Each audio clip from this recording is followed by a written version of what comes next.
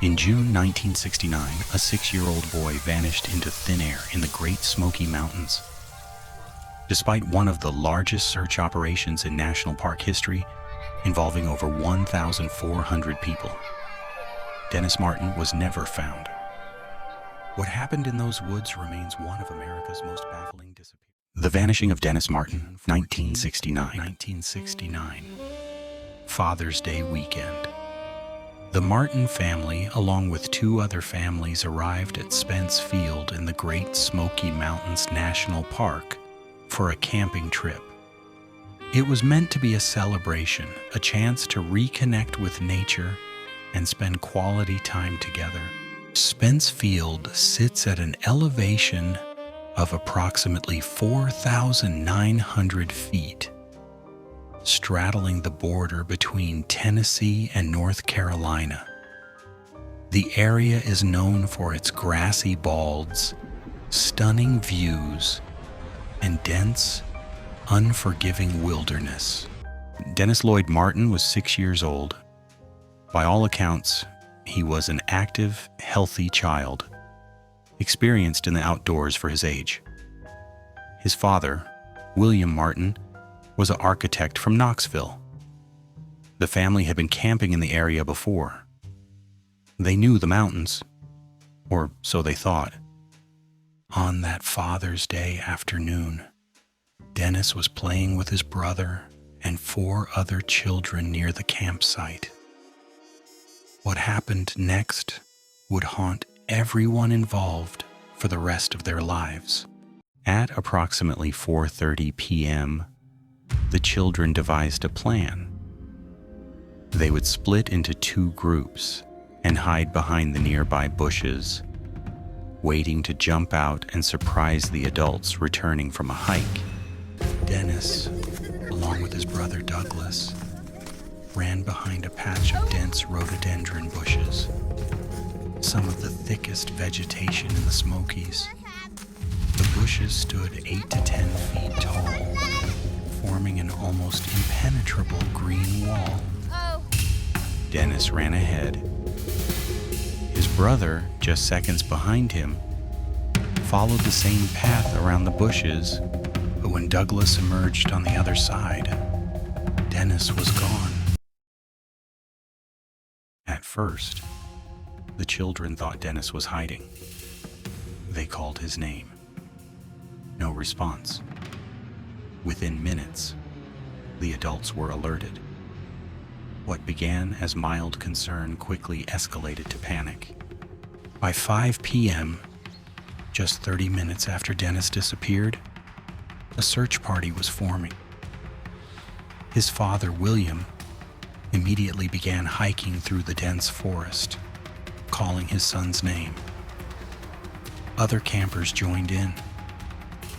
The temperature was dropping as evening approached. At first, the children thought Dennis was hiding. They called his name. No response. Within minutes, the adults were alerted. What began as mild concern quickly escalated to panic. By the morning of June 15th, word had spread. What followed was unprecedented. The National Park Service launched the largest search operation in its history at that time.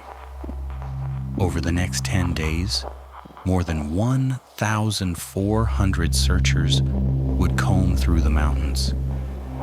This included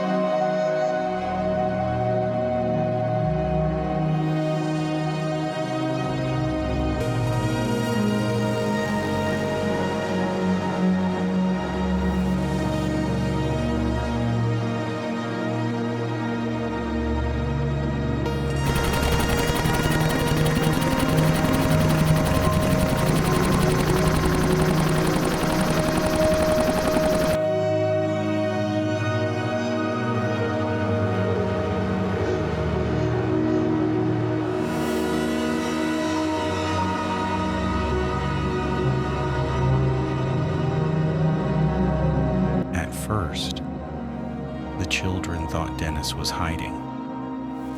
They called his name. No response. Within minutes, the adults were alerted.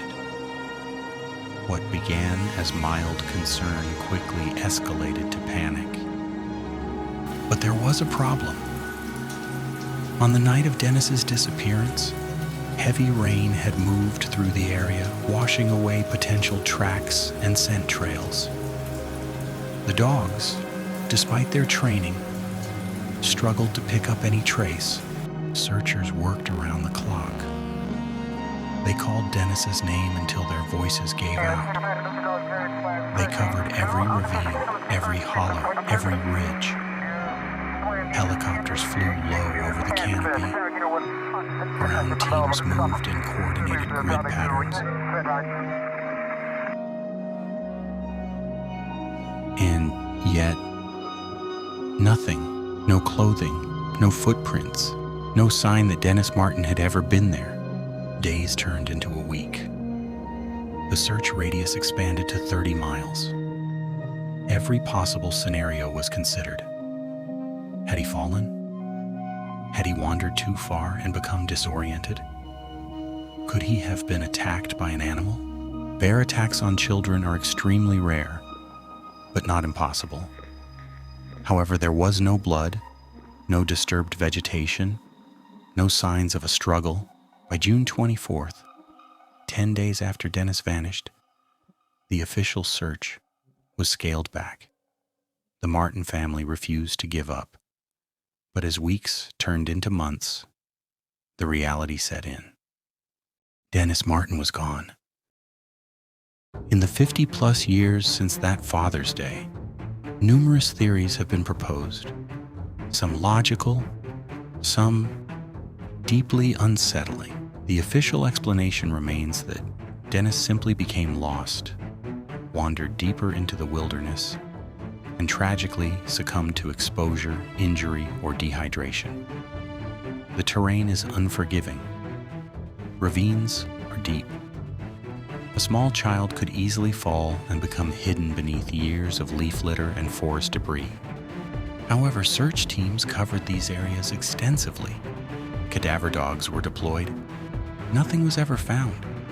During the search, a family on the Appalachian Trail, approximately 6 miles from where Dennis disappeared, reported seeing something disturbing. Harold Key and his family claimed they saw a rough-looking man carrying something over his shoulder, moving quickly through the woods. The timing matched. The location fit. Could Dennis have been abducted? The Key family described the man as disheveled, moving with purpose, disappearing into the forest before they could get a closer look. Investigators took this seriously, but despite searches in that area and alerts across multiple states, no suspect was ever identified. No vehicle was spotted. No additional witnesses came forward. The Smokies are home to black bears, bobcats, and other predators. Could Dennis have encountered something deadly? Wildlife experts consider this unlikely. Black bears rarely attack humans, especially in daylight hours. Additionally, there were no tracks, no blood, no torn clothing, nothing to suggest an animal attack. Predators leave evidence. In Dennis's case, there was none. Dennis Martin's case has become part of the missing 411 phenomenon, a series of disappearances in national parks that share bizarre similarities. Clusters of vanishings near water sources, missing shoes found far from the victim, sudden weather changes, tracking dogs unable to pick up scents. Dennis's case fits the pattern, but pattern recognition doesn't equal explanation. What these cases suggest is that we may not understand everything about how people disappear in wilderness areas. Dennis Martin's disappearance devastated his family and the close-knit community of volunteers who searched for him. His father, William, never fully recovered from that day. In the years that followed, the Martin family continued to search. They returned to the Smokies repeatedly, hoping for any sign, any closure. None came. Today, the area where Dennis vanished remains largely unchanged. Thousands of hikers pass through Spence Field every year, most unaware of the tragedy that unfolded there in 1969. According to the National Park Service, hundreds of people go missing in national parks every year. Most are found, some are not. Dennis Martin's case remains open, one of the most haunting, unsolved disappearances in American history. What happened to Dennis Martin? Did he wander too far and become lost in terrain too vast to comprehend? Was he taken by someone with dark intentions? Or did something else, something we don't yet understand, occur in those mountains? The truth is, we may never know. The Smoky Mountains have kept their secret for over 50 years. Somewhere in those endless ridges and hollows, answers may still lie hidden, waiting to be found. What's your theory on what happened to Dennis Martin? Let us know in the comments below. And if you found this case as compelling as we did, consider subscribing for more unsolved mysteries from America's wilderness. Until next time, stay safe out there.